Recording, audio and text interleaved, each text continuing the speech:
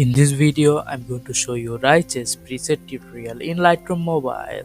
You can download this preset for free via the link in the description, but before that, the file is protected by a password. If you want to know what the password is, you have to watch the full video. The password is given in the video. Okay, let's start the tutorial.